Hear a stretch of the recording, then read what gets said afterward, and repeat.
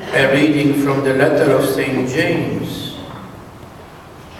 Be patient, brothers and sisters, until the coming of the Lord. See how the farmers wait for the precious fruit of the earth, being patient with it until it receives the early and the late rain. You too must be patient. Make your hearts firm, because the coming of the Lord is at hand. Do not complain, brothers and sisters, about one another, that you may not be judged. Behold, the judge is standing before the gate.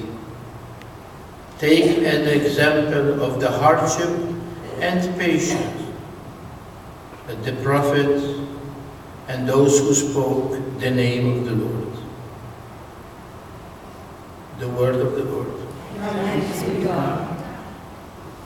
St. James, being the Bishop of Jerusalem, at the time of persecution, remember the Jewish people were very much persecuted because those Jews who did not accept the new way, which is the way of Jesus, they become very angry at some of their brother Jews who turn away from Mosaic law to follow the new way. And because of that, the persecution has broken into Jerusalem, and some of the Jews has to despair. And now James is trying to tell those who are away and those who are near that they have to be patient. Patient because the Lord will come.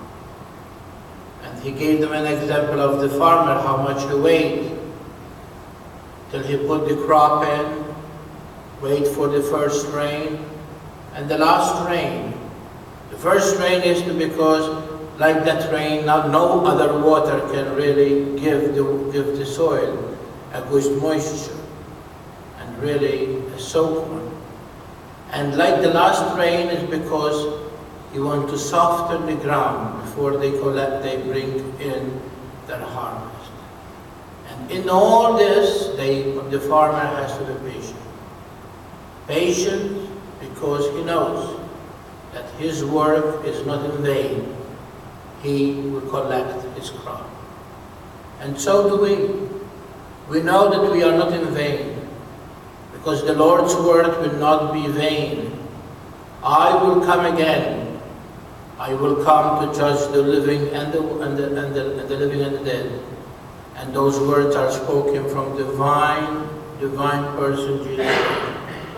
And that's why he said, the judge is at the gate. And so stop pointing fingers to each other and try to become more aware of that day when you are going to be able to account for your own lives. Because you have a lot to be accounted for.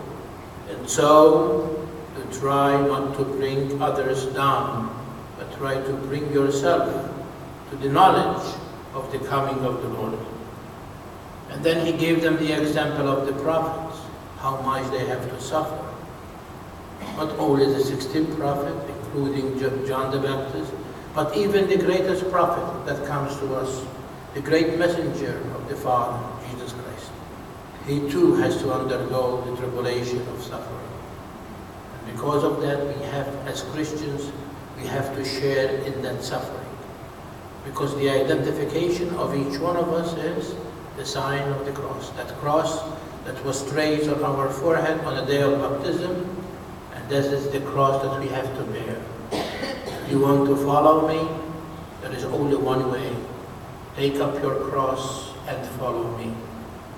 And in that suffering, and then during that we go through, we prepare ourselves as we cleanse, as we chisel from our life those things that are not godly, till he comes. He will find us ready, clean, so that he will come.